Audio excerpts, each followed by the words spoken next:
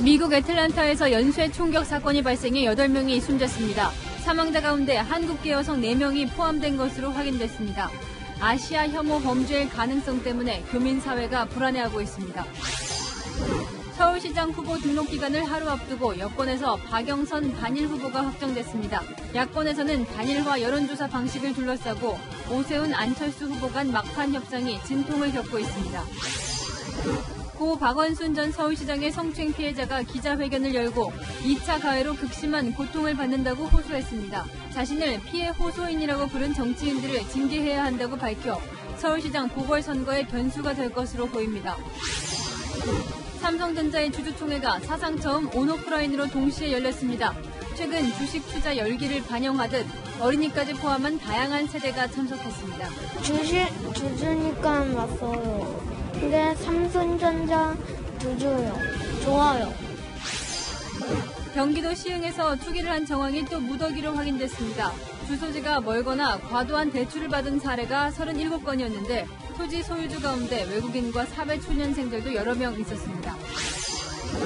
박범계 법무부 장관이 한명숙 전 국무총리 재판의 위증 의혹 사건의 수사 지휘권을 발동했습니다. 국민의힘은 법무부 장관이 사법 불신을 조장한다고 비판했습니다. 뉴스의 정정민입니다. 오늘 뉴스는 미국 남부 도시 애틀랜타에서 전해온 안타까운 소식으로 시작합니다. 백인 남성이 총기를 난사해 8명이 숨졌습니다. 그런데 그중 4명이 한국 여성입니다. 아직 정확하게 밝혀진 건 아니지만 이 중국인과 한인이 운영하는 마사지 업소를 노렸다는 점에서 아시아계 혐오 범죄로 의심되고 있습니다. 이 코로나 이후 미국 내에서 아시아인에 대한 화풀이가 결국 이런 비극적인 범죄로 이어진 건 아닌지 걱정도 되는데요. 한인들이 공포에 떨고 있습니다. 먼저 김윤수 기자입니다. 마사지 업소로 들어가는 길이 통제됐습니다. 이곳에서 여러 차례 총성이 울린 건 현지 시간 16일 오후 5시쯤, 해가 지기 전이었습니다. 중국인 업주가 운영하는 마사지 업소에서 5명이 총에 맞았고 아시아인 2명과 백인 2명이 숨졌습니다. 1명은 부상을 당했습니다. 총을 든 용의자는 50km나 떨어진 또 다른 마사지 업소 밀집 지역으로 이동해 업소 2곳에 총격을 가했습니다. 모두 한인이 운영하는 곳으로 70대 박모 씨와 50대 박모 씨 등 한인 여성 4명이 목숨을 잃었습니다. 3차례 총격 사건으로 8명이 숨진 가운데 아시아인 6명이 희생됐습니다. 외교부는 희생된 한국계 4명이 한국 국적자인지 추가로 파악하고 있습니다. We just heard numerous gunshots coming from across the street. CCTV를 통해 신상을 확인한 경찰은 애틀란타에서 240km나 떨어진 곳에서 용의자를 체포했습니다. 21살 백인 남성 로버트 애런 롱이었습니다.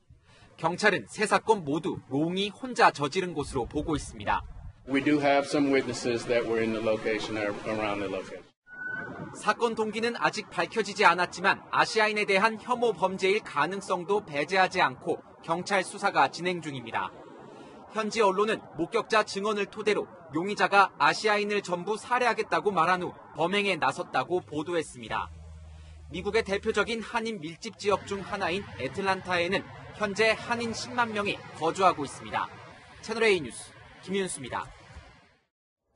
이번 사건의 용의자로 지목된 백인 청년입니다. 종교 활동을 활발하게 한 평소 욕설도 잘 하지 않는 친구였다는데요. 도대체 왜 한국인과 중국인 업소만 노려 끔찍한 범죄를 저질렀을까요? 이어서 박수희 기자입니다. 4년 전 조지아주에서 고등학교를 졸업한 연쇄 총격 사건 용의자 로버트 애런 롱. 익명을 요구한 그의 동급생은 현지 인터넷 매체와의 인터뷰에서 평소 욕도 하지 않는 순진한 친구였다고 기억했습니다. 괴짜짓은 했지만 폭력적으로 보이지는 않았다는 겁니다. 평소 사냥을 즐겼고 종교에 크게 심취했던 사실도 전했습니다. 롱이 50km나 떨어진 곳에 3곳의 마사지 업소를 찾아가 총격을 가했다는 점에서 계획범죄 가능성에 무게가 실립니다. 특히 중국인, 한국인 업소를 표적으로 삼았다는 점에서 아시아계 혐오 범죄일 가능성이 제기됩니다. 너무 겁에 질리셔서 이제 다른 업소로 연락을 하셔서 문을 닫고 대피하라고 이제 황급히 말씀을 하셨대요. 한인 업소만 8곳이 있는데 피하라고 얘기했다고 합니다. 뉴욕타임스도 아시아인을 겨냥한 계획범죄 가능성에 우려를 나타냈습니다. 비즈니스 하시는 분들 다 걱정하시죠. 이제 우리한테도 닥칠 수 있는 일이니까. 애틀랜타도 뭐 없진 않습니다. 네, 폭언, 차이나 바이러스 이런 얘기. 뉴욕 경찰 대테러국도 관할 지역이 아닌 이번 사건을 이례적으로 주시하고 있다며 뉴욕의 아시아계 공동체에 경찰관들을 배치하고 있다고 설명했습니다. 채널A 뉴스 박수희입니다. 미국에 사는 한인들의 공포는 극에 달하고 있습니다. 길거리 다니기가 무서울 정도라고 하는데요. 그도 그럴 것이 올해 들어 매일 8건의 혐오 범죄가 발생하고 있습니다. 중국계에 이어 그 다음으로 한인 피해가 큰데요. 중국인과 외모가 비슷한 한국인도 타깃이 된 걸로 보입니다. 유주은 기자입니다.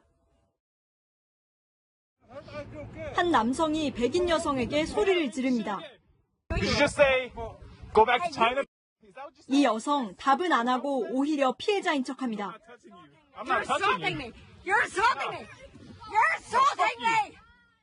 하지만 이 여성은 대낮 뉴욕 한복판에서 먼저 한국계 미국인 마리아 하 씨에게 아무런 이유 없이 중국인 공산당은 물러가라며 막말을 퍼부었습니다.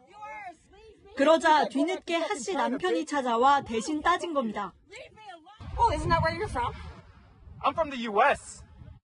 미국 출신이라는 말에 당황한 이 여성, 택시기사의 하차 요구에도 끝내 내리지 않았습니다. 하 씨는 SNS에 영상을 게재하면서 이 여성을 보면 신고해달라고 밝혔습니다. 샌프란시스코에선 네팔인 우버 기사가 마스크 착용을 요구했다. 승객 3명으로부터 봉변을 당했습니다. 백인 청년이 90대 아시아계 노인을 이유 없이 밀치는가 하면 80대 한국계 미국인 할머니는 빈병을 줍다 묻지마 폭행을 당했습니다. 미국의 민간단체가 집계한 아시아계 혐오 범죄는 최근 2달 사이 500건이 넘습니다. 피해자 인종별로는 중국인 다음으로 한국인이 많았고 주로 욕설과 언어 희롱이었습니다. SNS에선 아시아계를 향한 증오를 멈추라는 해시태그까지 달렸고 바이든 대통령까지 나서 멈춰달라고 호소했지만 아시아계 혐오 범죄는 끊이지 않고 있습니다. It's wrong, it's un-American, and it must stop. 채널A 뉴스 유주은입니다.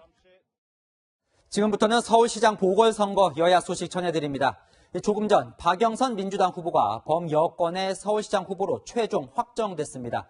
LH 투기 의혹으로 악재를 맞은 민주당, 이 수에서 앞서는 국회의원, 구청장, 시의원까지 총동원해서 총력전을 펴고 있습니다. 최소연 기자입니다. 박영선 더불어민주당 후보가 열린민주당 김진애 후보를 꺾고 여권 서울시장 후보로 확정됐습니다. MB를 연상시키게 하는 이러한 낡은 행정으로는 서울의 미래를 기대할 수 없습니다. 철새 정치를 지난 10년간 해온 방황하는 후보로는 서울의 미래를 기대할 수 없습니다. LH 투기 의혹 등의 악재가 터지면서 박 후보와 민주당은 동원할 수 있는 모든 수단을 강구하는 모양새입니다. 우선 소상공인의 임대료를 감면해주는 임대인에게 감면액의 절반을 서울시가 지원해주는 화끈 임대료 지원제를 약속했습니다. 민주당은 지지층 결집을 위해 조직 총동원령을 내렸습니다. 서울 지역 민주당 소속 구청장과 시의원 수가 국민의힘에 비해 월등히 많은 만큼 이들을 통한 선거전을 시작한 겁니다. 국민의힘 후보들에 대한 전방위 네거티브 공세도 수위를 높이고 있습니다. 특히 국민의힘 후보들의 부동산에 초점을 맞추고 있습니다. 오세훈 후보는 내곡동 땅의 셀프 특혜 의혹에 대해 거짓 해명과 변명으로 일관하고 있습니다. 박형준 후보 LCT 이 부분에 대해서 현재 조사는 하고 있나요? 오세훈 후보에 대해서는 서울 내곡동 처가의 땅이 보금자리 주택지구로 지정됐는데 오 후보가 관여했다는 의혹을 제기하며 검찰에 고발했습니다. 박형준 부산시장 후보를 향해서는 LCT 특혜 분양 의혹을 제기하며 특검을 제안했습니다. 두 후보 모두 선거에서 질 것 같으니 근거 없는 의혹 부풀리기를 하고 있다고 반박했습니다. 채널A 뉴스 최수연입니다. 방금 전해드린 민주당의 조직 총동원령 어느 정도인지 전해드리겠습니다. 민주당은 지역 상관없이 이 소속 지방의원들에게 서울 시민 100명씩 연락처를 확보하라는 지시를 내린 것으로 확인됐습니다. 이 당 지도부는 정상적인 요구를 하지만 한 민주당 소속 지방의원이 이 문제가 있는 것 아니냐며 저희 채널A에 제보를 해왔습니다. 조현진 기자입니다. 민주당 사무총장 명의로 각 지역위원회에 내려보낸 공문입니다. 선출직 공직자들에게 연고자 추천수를 할당했다며 추천 실적을 올해 조직감사에 매우 비중 있게 반영하겠다고 적혀 있습니다. 소속 지방의회 의원들에겐 한 명당 서울시민 100명씩 추천하라는 지시도 내려왔습니다. 의원들 단체 채팅방엔 추천한 사람이 몇 명인지 실적이 공유되고 있습니다. 취합된 서울시민 연락처는 홍보문자 발송 등 선거운동에 활용할 계획입니다. 민주당 측은 서울시장 선거라 해서 서울 지역 국회의원, 시도의원만 열심히 하고 다른 지역 의원들은 구경만 하는 건 옳지 않다며 문제가 없다는 입장. 서울시 선관위도 현행 선거법상 문제되지 않는다는 유권 해석을 내렸습니다. 반면 시도의원들 사이에선 불만의 목소리가 나오고 있습니다. 자율성을 주고 잘하면서 지인들한테도 전화해서 하게끔 하면 좋은데 이렇게 어거지로 하면 문제가 터진다 이거지. 시키면 시키는 대로 해야 되는 게 맞는 건가 싶기도 하고 고민이 많아요. 이거를 공천에 반영하겠다는 거예요? 반영하겠다는 얘기는 그거밖에 더 있겠어요? 의정 활동은 뒷전이고 서울 유권자 찾는 게 맞냐는 자조의 목소리도 나옵니다. 채널A 뉴스 조현진입니다. 야권 소식으로 넘어가 보겠습니다. 오세훈, 안철수 두 서울시장 후보 야권 단일화 실무 협상이 진통을 겪고 있습니다. 당초 오늘부터 실시할 예정이었던 여론조사는 시작도 못했습니다. 여론조사 방식을 두고 좀처럼 이견을 좁히지 못하고 있는데요. 오늘 밤이 단일화의 큰 분수령이 될 것 같습니다. 국회 현장에 정한희 기자 나가 있습니다. 정 기자, 지금도 이 협의가 진행 중입니까? 네, 오세훈 후보 측과 안철수 후보 측 실무협상단은 오늘 오전 8시 반부터 지금까지 협상 재개와 중단을 이어가고 있습니다. 당초 오늘 협상이 타결이 되는 대로 여론조사를 시작하겠다고 했지만 아직 합의가 이뤄지지 않았습니다. 가장 큰 쟁점은 여론조사에서 유무선 전화 비율을 어떻게 할지입니다. 노년층 지지가 상대적으로 많은 국민의힘의 오 후보 측은 유선 전화를 10%에서 20% 포함할 것을 주장하고 있습니다. 하지만 안 후보 측은 무선 전화만으로 조사하자는 입장입니다. 국민의당 측은 2에서 3%포인트 차이로 후보가 결정날지 모르는 만큼 유선 전화 포함 요구는 받기 어렵다고 말했습니다. 여론조사 문항에서도 이견이 있습니다. 국민의힘은 오세훈과 안철수 후보 이름만 넣어 누가 경쟁력이 있느냐고 묻자는 겁니다. 반면 국민의당은 박영선 민주당 후보까지 넣어 가상 대결에서 더 지지율이 높은 사람을 후보로 선택하자고 주장합니다. 협상단이 좀처럼 접점을 찾지 못하면서 두 후보 간 신경전도 팽팽해졌습니다. 협상 내용에 대해서는 오늘 좀 언급을 자제하겠습니다. 저희는 비상식적인 요구 한 적이 없습니다. 밤샘 협상을 통해서라도 합의가 이뤄지면 내일과 후보 등록 마지막 날인 19일 오전까지 여론조사를 실시할 수 있는 만큼 양측은 늦은 시간까지 협상을 이어갈 걸로 보입니다. 지금까지 국회에서 채널A 뉴스 정한입니다. 국민의힘은 LH 파고들기에 총력전을 펼치고 있습니다. 3기 신도시 투기 의혹을 철저히 조사하자며 청와대까지 대상에 포함한 국정조사 요구서를 제출했습니다. 여권 전체로 투기 의혹을 확대시키겠다는 의도로 풀이됩니다. 이민찬 기자입니다. 국민의힘이 3기 신도시 부동산 투기 의혹에 대한 국정조사 요구서를 국회에 제출했습니다. 검찰이 직접 수사가 불가능하다고 하는 만큼 국회 차원에서의 신속하고 객관적인 국정조사가 반드시 실시되어야 합니다. 어제 여야 합의 후 하루 만에 신속하게 요구서를 제출한 겁니다. 범인은 3기 신도시 8곳으로 한정한 반면 조사 대상은 한국토지주택공사 LH에 국한하지 않고 청와대와 국토교통부, 관련 지자체와 지방공기업, 광역 및 기초의원까지 포함시켰습니다. 여권 전체를 조사 대상으로 해 이슈를 키우겠다는 의도로 보입니다. 시민단체와 정책 공조도 시작했습니다. 이 문재인 정부는 애시당초 자유롭고 공정한 시장경제 실조에 대한 철학도 방법도 정책도 전혀 갖고 있지 않는 부동산 투기 정권이라고밖에 저희는 정의할 수 없습니다. 차라리 이런 바에는 주택공사 같은 것을 지금 더 이상 유지를 하지 말고 또 이 건설부의 주택국 같은 것도 이제는 좀 없어져야 될 때가 되지 않았나 이렇게 생각합니다. 하지만 더불어민주당은 야당이 정한 국정조사 대상과 범위를 인정할 수 없다고 맞서 실제 국정조사까지는 적지 않은 시간이 걸릴 전망입니다. 채널A 뉴스 이미찬입니다. 고 박원순 전 서울시장의 성추행 피해자가 언론 앞에 처음으로 모습을 드러냈습니다. 이 정의를 말하는 사람들이 무자비하게 괴롭혔다. 이제 일상으로 돌아가고 싶다며 자신을 피해 호소인으로 불렀던 국회의원들에 대한 민주당 차원의 징계도 요구했습니다. 이민준 기자입니다. 박원순 전 서울시장 사망 252일 만에 처음 언론에 모습을 드러낸 성추행 피해자. 일상으로 돌아가고 싶다면서도 돌아갈 곳이 사라질지도 모른다고 불안해했습니다. 저를 상처 준 정당에서 시장이 선출되면 저의 자리로 돌아갈 수 없을 것이라는 두려움이 든다고 말했습니다. 기자회견은 신원 노출을 우려해 피해자에 대한 촬영이나 녹음은 불어댔습니다. 피해자는 지속적인 2차 가해의 괴로움도 호소하며 회견 도중 여러 차례 울먹였습니다. 그분의 위력은 그가 세상을 떠난 이후에도 그의 잘못을 인정하지 않는 사람들로 인해 저를 지속적으로 괴롭게 하고 있습니다. 박영선 더불어민주당 서울시장 후보 캠프에 자신에게 상처를 준 사람이 많다며 피해 호소인이라고 부른 국회의원들이 직접 사과하도록 따끔하게 혼내달라고 박 후보에게 요구했습니다. 박 후보 캠프의 공동선대본부장인 남인순 진선미 의원과 대변인인 고민정 의원 등을 언급한 걸로 보입니다.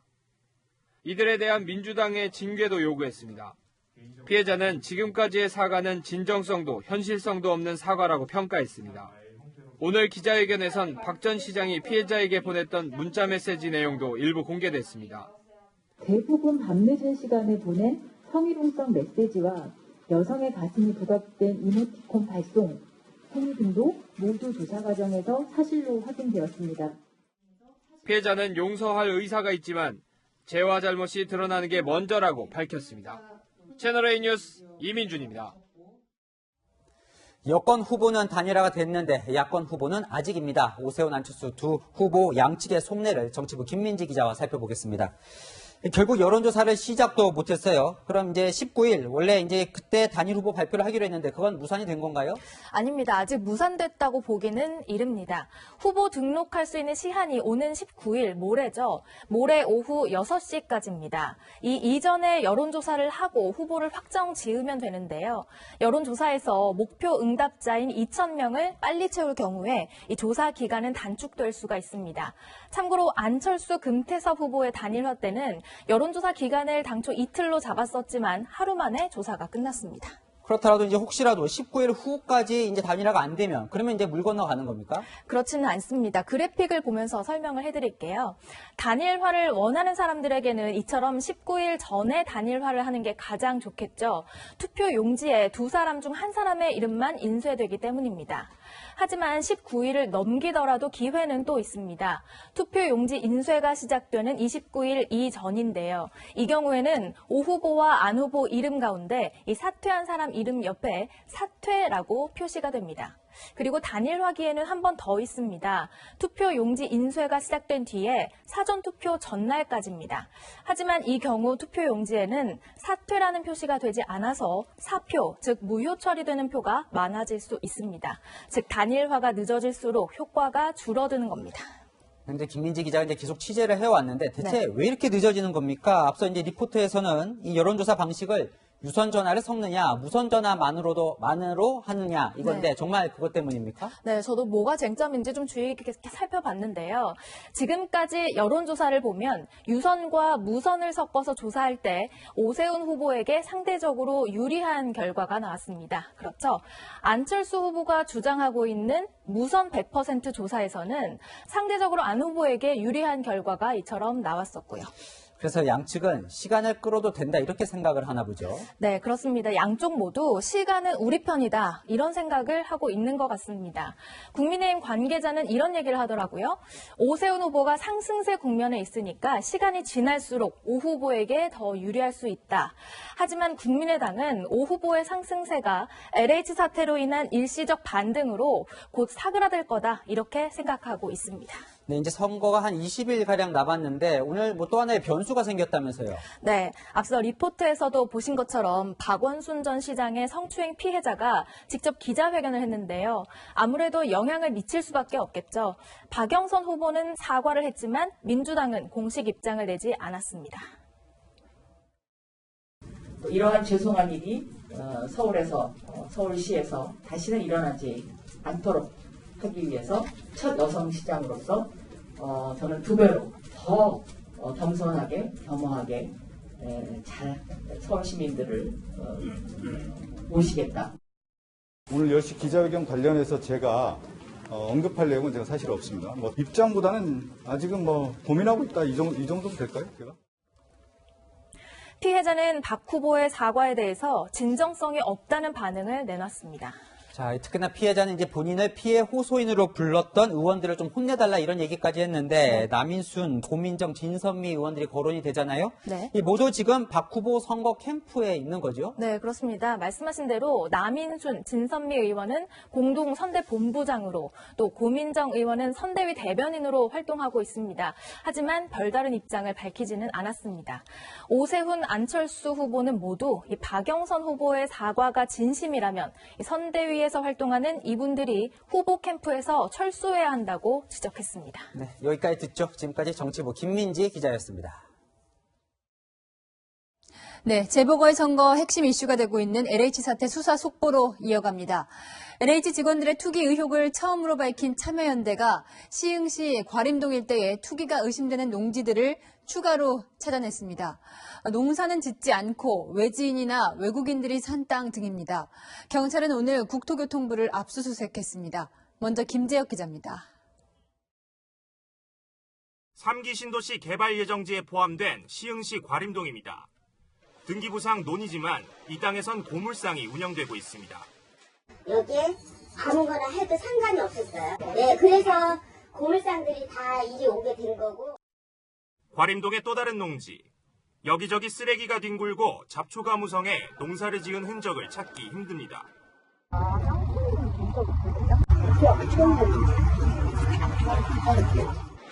두 곳 모두 3기 신도시 발표 전 거래된 농지로 오늘 참여연대가 투기 의혹을 제기한 땅입니다. 지난 2018년부터 올해 2월까지 거래된 논밭을 조사한 결과 매매가나 대출액이 비정상적으로 높거나 땅 주인이 멀리 살아 농사를 지었다고 보기 어려운 곳 등 투기 의심 사례가 과림동에서만 37건이 발견됐습니다. 신도시 개발 이익을 염두에 두고 투기 목적으로 농지를 샀을 가능성이 제기됩니다. 특히 3기 신도시와 같이 농지를 도시로 바꾸고 있는 그러한 지역에서 광범위한 농지 투기가 발생하고 있다는. 한편 경찰은 오늘 국토교통부와 LH 본사 등 총 6곳에 대해 압수수색을 벌였습니다. 국토부에 대한 압수수색은 처음으로 신도시 토지 거래에 국토부에서 유출된 정보가 활용됐는지 확인하기 위한 차원으로 알려졌습니다. 채널A 뉴스 김재혁입니다. LH 직원들이 방금 보신 동네 인근의 땅을 살 때 대출을 집중적으로 받은 곳이죠. 경찰은 북시흥 농협도 압수수색했습니다. 이어서 홍유라 기자입니다. 약 4시간의 압수수색을 마친 경찰이 압수품이 담긴 박스를 갖고 나옵니다. LH 직원들 대출 자료 확보했나요? 경기 남부경찰청 부동산 투기사범 특별수사팀이 북시흥 농협 본점과 지점 두 곳의 수상한 대출 흐름을 확인하기 위해 압수수색을 진행한 겁니다. 이곳 북시흥 농협은 투기 의혹이 제기돼 경찰 수사를 받는 LH 직원들의 농지담보대출이 집중적으로 이뤄진 곳입니다. 일반 시중은행의 농지담보대출은 금액이 크면 각종 심사를 받아야 하지만 지역 단위의 농협은 최종 결정권이 해당 지점장에게 있어 농지담보대출이 상대적으로 수월하다는 지적이 나옵니다. 민주사회를 위한 변호사 모임과 참여연대는 오늘 투기로 의심되는 농지 매입 사례를 추가로 발표했는데 대부분의 대출이 북시흥 농협과 부천 축협에서 이뤄졌습니다. 대표적인 18건의 투기 의심 사례를 뜯어보면 토지 매입 대금의 대부분을 대출로 충당했습니다. 대출 이자가 한 달 70만 원이 넘는 곳도 있었습니다. 상당히 많은 부분을 대출에 의존하고 있는데 이렇게 많은 대출을 하고서는 농업 병역 수익이 제대로 발생할 수 없다는 거죠. 금감원은 이번 주 중 북시흥 농협에 대한 현장 검사에 착수합니다. 채널A 뉴스 홍유라입니다.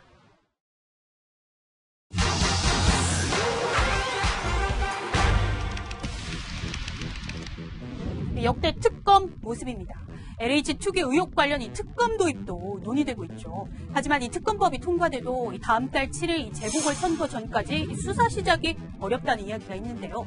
역대 특검 이 수사 시작까지 얼마나 걸렸는지 따져봤습니다. 우선 절차부터 보죠. 특검법이 국회 본회의를 통과하고 국무회의 의결을 거쳐 관보에 게재, 공부돼야 합니다. 국회에 설치된 이 특별검사 후보추천위원회에서 특검 후보 2명을 대통령에게 추천하면 대통령은 1명을 특별검사로 임명하죠. 특별검사 20일 동안 준비기간을 가질 수 있는데 특별검사보 등 수사팀을 꾸리고 시설 확보에 들어갑니다.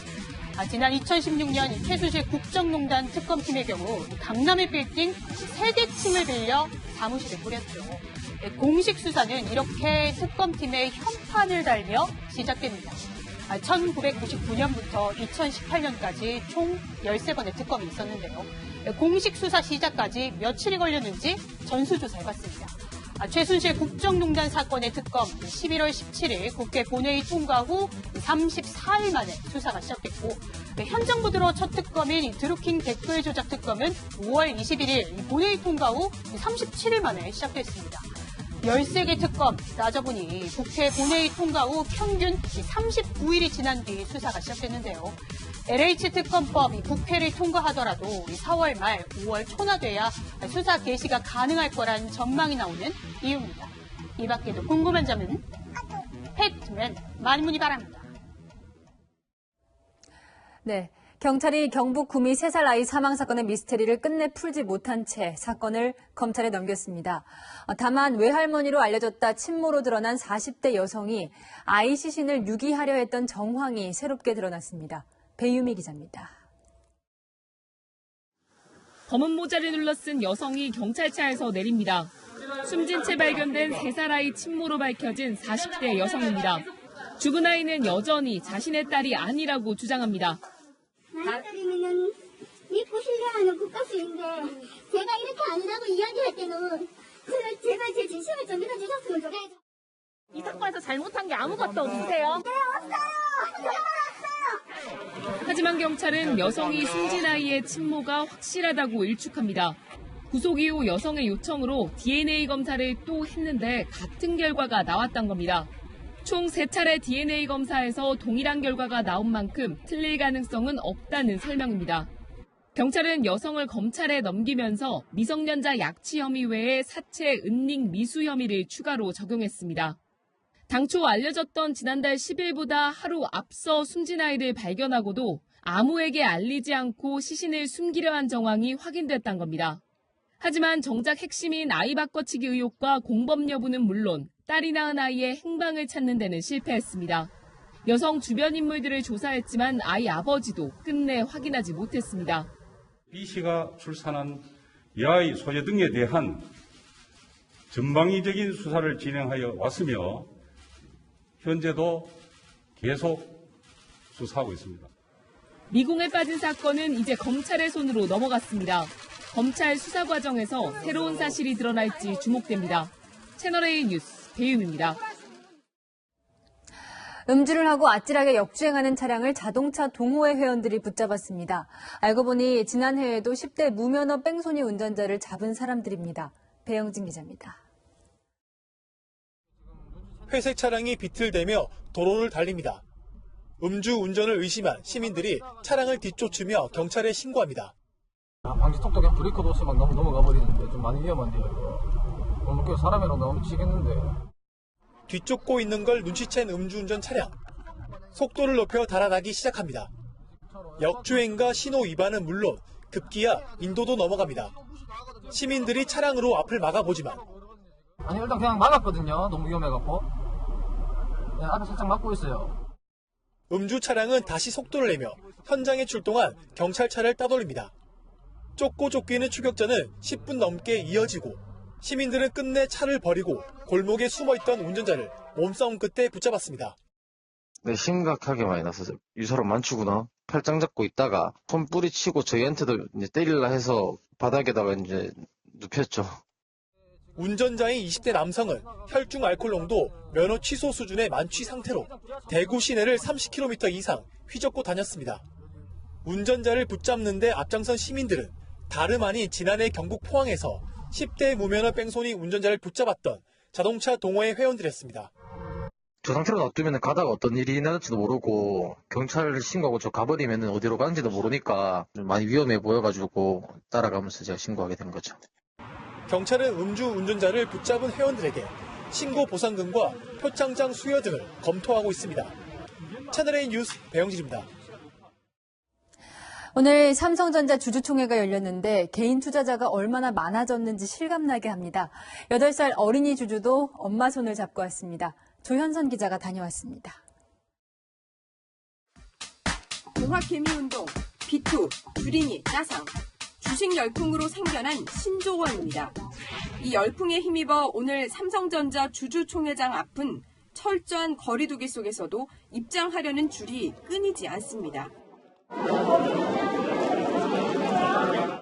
주주들이 몰릴 것에 대비해 올해는 화면으로 시청할 수 있는 대형 공간이 추가로 마련됐습니다.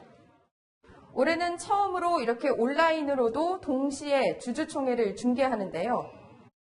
이렇게 주총이 시작된 지 50분이 지났지만 투자자들이 몰리면서 아직까지 보시다시피 대기줄이 남아 있습니다.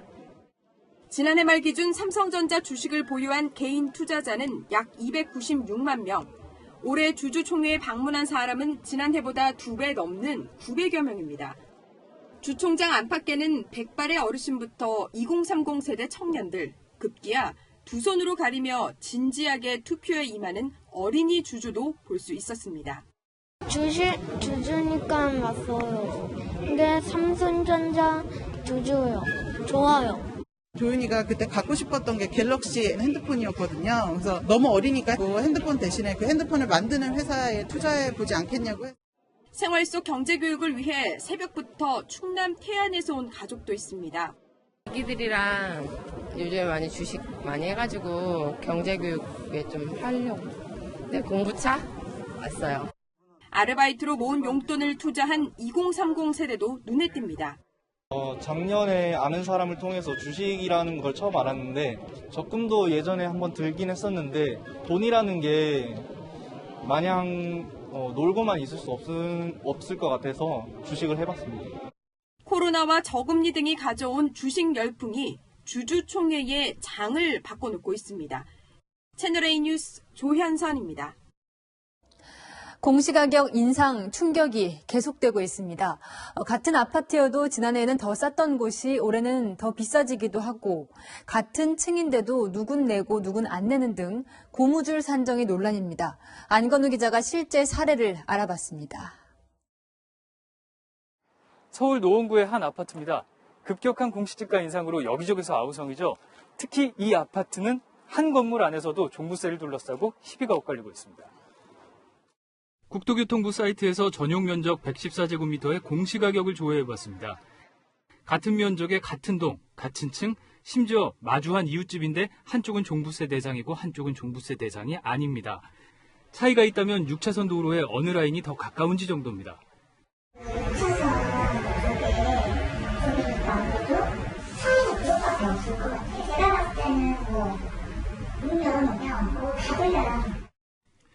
국토부는 조망과 일조, 소음 등을 반영하는 만큼 같은 단지, 같은 층이라도 위치에 따라 공시가격 차이가 발생한다고 해명했습니다. 하지만 세종시의 한 아파트는 새로 도로가 뚫린 것도 아닌데 더 쌌던 아랫집이 윗집보다 더 크게 올라 1년 만에 공시가격이 역전됐습니다. 이런 들쭉날쭉 고무줄 잣대에 제주도와 서울 서초구는 공시가를 아예 못 믿겠다며 재조사까지 요구하고 나섰습니다. 전문가들 역시 공시가 평가 방식을 바꿔야 한다고 조언합니다. 공시가격은 국민들에게 직접적 과세의 대상이 되는데 감정평가를 업으로 하고 있는 감정평가사 협회에서 주관해서 평가하는 게 맞다고 봐요. 논란이 커지자 국토부는 다음 달 29일 공시가 산정 기준을 공개하겠다고 밝혔습니다. 하지만 이미 이의제기 기간이 끝나 공시가가 확정된 뒤여서 배 떠나자 손 흔드는 격이란 비판이 나옵니다. 채널A 뉴스 안건우입니다. 서민들 위해 만들었다는 공공임대 아파트도 말썽입니다. 5년간 전세로 살 수 있다고 광고했는데 1년 만에 시행사가 월세를 내라고 요구했습니다. 현장 카메라 권솔 기자가 취재했습니다. 명지에서 처음 만나는 울전세형 5년 공공임대. 참. 이야기했냐고요. 29만원 여기 와서 뭐가 하냐고요. 여기도 유분수지. 실질적으로 우리가 함정 당했습니다.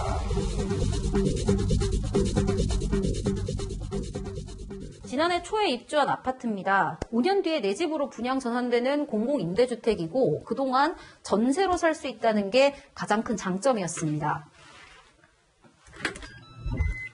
그런데 2달 전부터 이렇게 집집마다 고지서가 날아들었습니다. 월세를 내라는 겁니다. 어떤 일이 있었을까요? 현장으로 갑니다. 71살 소장농인 서인근 씨는 그동안의 월세 생활을 청산하고 이곳에 전세로 입주했습니다. 살다 보면 내 집도 생길 수 있다는 광고를 믿었습니다. 71년을 살았는데 내 집 마련에 얼마나 마음이 부족하겠습니까? 그런데 얼마 전 공공임대 아파트 시행사로부터 매달 29만 원의 월세를 내란 통보를 받았습니다. 날벼락 같은 소리가 나올 때 우리는 무너지는 거지 마음이. 같은 아파트 입주민 황모 씨도 자녀들을 볼 때마다 마음이 무너집니다. 눈물 흘리고 아이들이랑 잘 살아보겠다고 이제 내 집 마련 이런 큰 꿈을 안고 왔는데 이제 그게 이제 없어지는 거나 마찬가지잖아요. 아파트가 지어지기도 전인 지난 2017년 당시 시행사 측이 내민 계약서에는 월세란 문구가 있긴 합니다. 하지만 시행사 측은 형식적인 문구란 말로 계약자들을 안심시켰습니다. 29만 원 써 있던데요. 예, 올 전세 임대 맞고요, 고객님. 청약을 해서 당첨이 돼가 이제 계약을 할 때는 올 임대료를 이제 거기다 명시를 하지 않는다는 얘기죠. 예, 그렇죠. 올 전세형으로 계약을 하죠. 입주 1년 만에 말이 바뀌었습니다. 5년 동안 전세라는 데를 가지고 보시라니까요. 근처에 있는 다른 공공임대 아파트입니다. 그런데 이 아파트는 상황이 좀 다릅니다. 지난 2014년 분양된 이 공공임대 아파트도 계약서상엔 월세 관련 문구가 명시돼 있지만 전세금을 납입한 뒤 예치금 특약서를 작성하면 월세가 면제됐습니다. 입주민들은 같은 조건일 거라고 철석같이 믿었습니다. 말을 믿은 게 정말 글씨 앞에 똑같은 내용이거든요. 특히나 시행사는 무주택 저소득층에게 아파트를 공급하겠다는 명목으로 주택도시보증공사로부터 연 2.3%의 낮은 금리로 833억 원의 대출도 받았습니다. 공적 자금을 대출받아가지고 공공임대 사업을 하면서 없는 월세를 받으려니까 저희들은 너무 황당한 거죠. 법적 소송까지 불사하겠다는 입장이지만 언제 결론이 날지도 기약이 없습니다. 이렇게 입주민들을 화나게 하는 유사 사례가 빈발하고 있습니다. 거리 가당 광고 건이 많이 들어오는데 신고도 좀 많이 들어와 있는 상황이에요. 월세 29만 원, 서민들에게는 적지 않은 돈입니다. 하지만 그거보다 더 중요한 건 무주택 서민들의 주거 안정이라는 공공임대주택의 당초 취지마저 흔들리고 있다는 점입니다. 현장 카메라 권솔입니다. 아스트라제네카 백신 안전 논란이 커지고 있습니다. 이탈리아와 프랑스, 독일 등 여기 파랗게 표시된 나라들이 모두 아스트라제네카 접종을 일부 또는 전체적으로 중단한 국가들입니다. 백신을 접종하고 혈관에 피가 뭉치는 혈전 증상 때문이죠. 그런데 국내에서도 백신 접종 후 사망한 환자에게서 혈전이 발견됐습니다. 황규락 기자가 보도합니다. 요양병원에 입원 중이던 60대 여성. 지난달 26일 아스트라제네카 백신을 접종했고 일주일쯤 지나 호흡곤란 등의 증세를 보이다 숨졌습니다. 이후 의료진이 육안으로 혈전을 확인해 현재 부검이 진행 중입니다. 사망 사례 중에서 한 건 정도가 부검 소견이 보고된 게 있어서 그 부분에 대해서는 검토 예정입니다. 질병청은 최종 부검 결과에 따라 다시 한번 판단하겠지만 일단 숨진 60대 여성의 사인과 백신 접종은 인과성이 없는 것으로 보고 있습니다. 백신 접종 후 혈전이 생성된다는 과학적인 근거가 없고 국내에서 사용하는 백신은 국내 생산 물량인 만큼 아스트라제네카 접종을 중단할 이유도 없다고 설명했습니다. 다만 내일 유럽의약품청이 발표하기로 한 아스트라제네카 접종에 대한 최종 입장을 참고해 추가 대책을 밝히겠다는 입장입니다.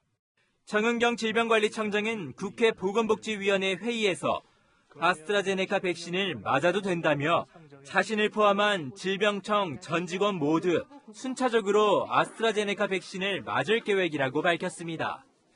채널A 뉴스 황규락입니다. 박범계 법무부 장관이 한명숙 전 국무총리 사건과 관련해 수사 지휘권을 발동했습니다. 한 전 총리는 이 불법 정치자금을 받은 혐의가 인정돼 2년을 이미 복역을 했지요. 그런데 재판에 나왔던 증인이 당시 검찰 수사팀이 위증을 강요했다고 폭로를 했습니다. 대검은 최근 근거가 없다며 무혐의 처분을 내렸지만 박 장관은 오늘 다시 살펴보라며 수사 지휘권을 발동했습니다. 이은우 기자입니다.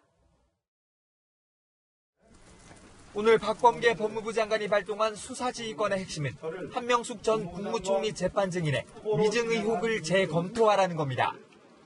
앞서 지난 2일 윤석열 당시 검찰총장은 이 사건을 대검 감찰 3과장에게 맡겼고 검토 결과는 증인과 수사팀 검사 처벌은 어렵다는 것이었습니다. 임은정 대검 감찰정책연구관이 증인에 대한 형사처벌을 주장한 가운데 나온 결론이었습니다. 박 장관은 대검의 결론에 문제가 있다며 대검찰청 부장들이 논의해 재판에 넘길지 등을 결정하라고 지시했습니다. 대검이 실체 진실 발견을 위해 최선을 다했다고 보기 어렵습니다. 공정하지 못하다는 그런 비판이 제기되고 있습니다. 박 장관은 이 회의에 한동수 대검 감찰부장과 임은정 연구관의 참석을 지시했습니다.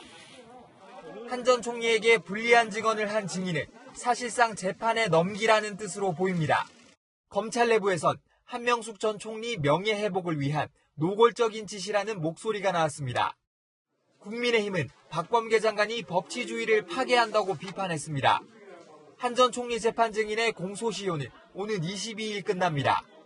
증인을 재판에 넘기면 허위 증언을 강요했다는 의혹을 받는 당시 수사팀 검사들의 공소시효도 중단됩니다.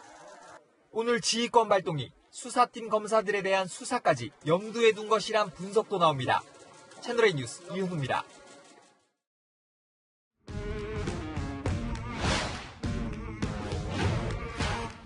열한 정치부 이동은 기자와 함께합니다. 첫 번째 주제 보여주시죠.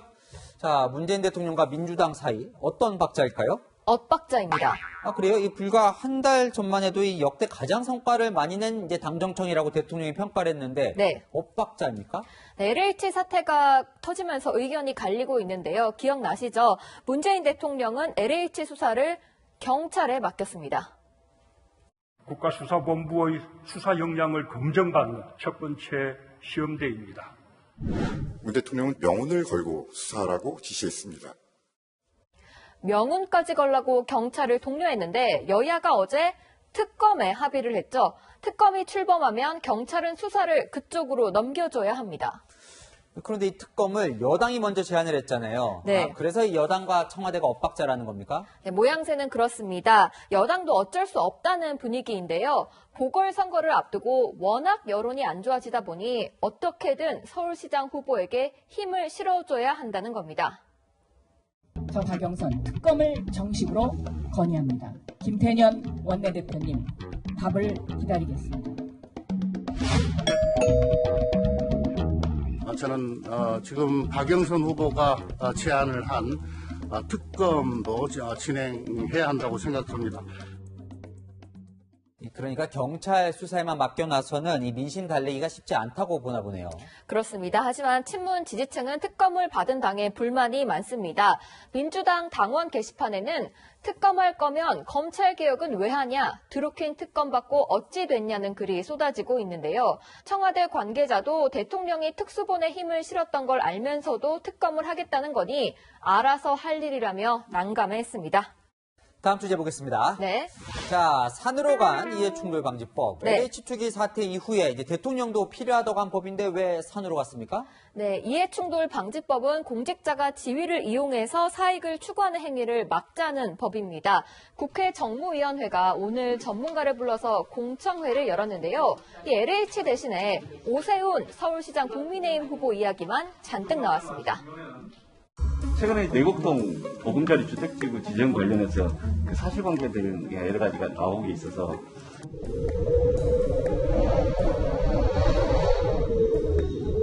내곡동 땅 투기 관련해서 이렇게 저렇게 이야기를 합니다만 국민들 보기에는 눈살 찌푸릴 만한 이해충돌 방지법 가지고 우리 여당 의원님들이 오세훈 후보를 자꾸 이야기하는데 굉장히 참 바람직하지 않다고 생각을 합니다. 그래서 이제 산으로 갔다는 거군요. 네. 그런데 이 오세훈 후보 의혹이 이해충돌 방지법에 해당이 되나요? 네, 오 후보는 서울시장 재임 시절에 부인 명의로 된 내곡동 땅이 국민임대주택단지로 지정되면서 보상금 36억 원을 받았다는 의혹을 받고 있는데요. 오 후보는 처가 식구들이 상속을 받아 오랫동안 소유하고 있었던 곳으로 시장에 취임하기 전부터 지구 지정에 대한 협의가 진행됐다고 반박했습니다. 오늘 여권 단일 후보로 박영선 민주당 후보가 확정됐는데요. 당장 오 후보와 설전을 벌였습니다. 오세훈 후보, 진실을 말하지 않는 자, MB와 똑 닮았다.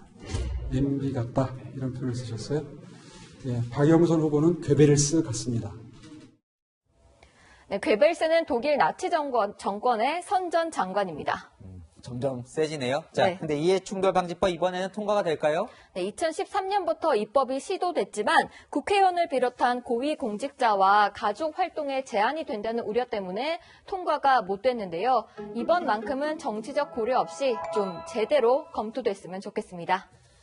네, 국회의원들이 스스로를 어떻게 할지 그걸 보면 이제 진정성을 알 수 있겠죠. 지금까지 여랑야랑이었습니다. 네. 미 국무장관과 국방장관이 10년 만에 함께 방한했습니다. 외교부에 나가 있는 취재기자 연결합니다. 자, 한수아 기자, 한미 외교장관들 사이에서는 어떤 얘기가 오갔습니까? 네, 블링컨 장관과 정용 장관의 회담은 1시간 넘게 진행 중입니다.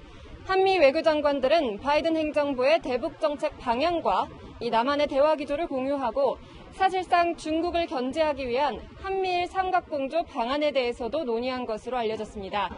앞서 한미 국방장관 회담도 진행됐었는데요. 주요 발언을 먼저 들어보시죠.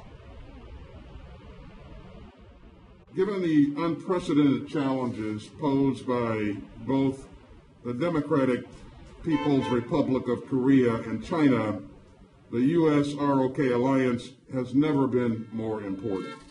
같이 갑시다.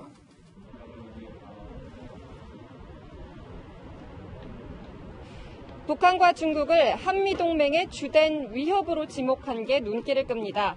일본에서 2박 3일 순방을 마치고 방한한 두 장관은 각각 전용기를 따로 타고 왔고 먼저 도착한 오스틴 장관은 국방부 의장대의 사유를 받았습니다.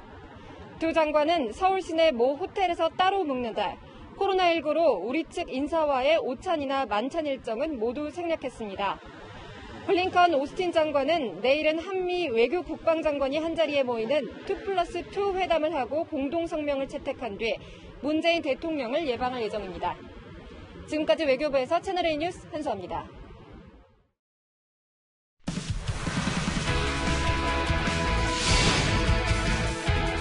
안녕하세요. 스포츠 뉴스입니다. K리그 그라운드로 돌아온 기성용이 시즌 초반부터 전성기로 되돌아간 듯 맹활약하고 있습니다. 하지만 학교폭력 논란은 아직 불씨가 꺼지지 않았는데요. 현장으로 가보겠습니다. 염정원 기자. 네, 서울 월드컵 경기장입니다. FC 서울과 광주FC가 한판 대결을 벌이고 있는데요. 현재까지 0대0으로 팽팽한 승부를 이어가고 있습니다. 경기 초반부터 양팀은 치열한 몸싸움을 벌이며 경기를 이어가고 있는데요. FC 서울은 오늘도 기성용의 활약에 기대를 겁니다. 서울이 시즌 초반 거둔 2승 모두 기성용의 활약이 결정적이었습니다. 기성용은 지난 7일 자신의 장기인 이른바 택배 크로스로 팀 승리에 기여했습니다. 지난 13일엔 경기 막판 강력한 중거리 슛으로 결승골을 뽑아냈습니다. 하지만 한동안 잠잠했던 학교폭력 논란이 다시 커졌습니다. 성폭력을 당했다는 폭로자가 방송에 출연해 재차 피해를 주장했습니다. 기성용의 신체적 특징까지 알고 있다고 했습니다. 기성용 측은 즉각 반박했습니다. 폭로자가 정작 기성용 측엔 전혀 다른 얘기를 했다며 녹취를 공개한 겁니다. 우리 오고 기사를 내면은 성명령 중에서 이제 명예훼손이나 이런 거 혹시나 걸 수 있어. 그런 거 절대 하지 말아달라고 얘기해줘. 학교폭력 논란이 기성용의 경기력에 큰 변수로 떠올랐습니다. 지금까지 서울 월드컵 경기장에서 전해드렸습니다. 요즘 경기나 훈련 중에 스포츠 음료가 아니라 아이스 커피를 마시는 선수들의 모습이 눈에 띄는데요. 기분 전환 차원을 넘어 실제 경기력에 도움을 준다고 합니다. 강병규 기자입니다. 세트 스코어 1대1. 승부처에서 갑자기 아이스 커피가 등장합니다. 지금 아이스 아메리카노 시켰으니까 좀 이따가 한 잔 먹고 천천히 하자고. 여기. 선수들은 틈틈이 커피를 마셨습니다. 야구 훈련장에도 커피가 제공됩니다. 긴장됐던 선수단 분위기가 풀립니다. 오늘 비싼 거만 먹어. 소리야. 진짜 제일 싼 거 먹는 거지. 기분 전환 효과만 있는 건 아닙니다. 영국 코번트리 대학 연구팀은 지난해 운동 전 커피를 마신 사람이 운동 성과가 좋았다고 발표했습니다. 흥분 작용이 있는 커피 속 카페인 성분 때문입니다. 실제로 운동 전 커피를 꼭 마시는 전문 헬스 트레이너도 있습니다. 확실히 대사 활동이 많아지는 걸 느끼기 때문에 보통 애용하는 편이에요. 국제 스포츠 영양학회에 따르면 카페인은 지방 연소에도 도움을 줍니다. 심폐지구력을 향상시키고 근육의 힘을 지속하는 근지구력을 향상하고, 하지만 카페인을 너무 많이 섭취하면 탈수가 심해지거나 수면의 질이 나빠질 수 있어 주의해야 합니다. 국제 반도핑 기구는 지난 2003년 카페인을 금지 약물에서 제외했습니다. 채널A 뉴스 강병규입니다. 이제 봄 기운이 완연하지만 겨울 스포츠의 짜릿함은 아직 끝나지 않았는데요. 하늘을 나는 스노우보드 경기 함께 보시죠.